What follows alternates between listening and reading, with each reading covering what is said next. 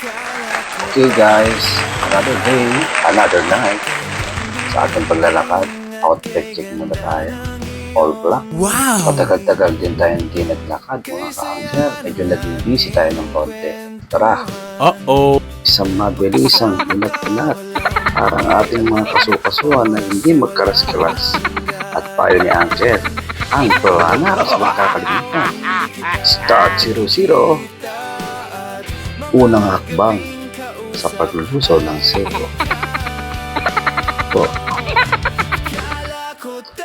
At napakakisik pang maglakad ni Uncle dyan. Yun o. Wow! Eto na naman mga bukso. Mga ka-uncle.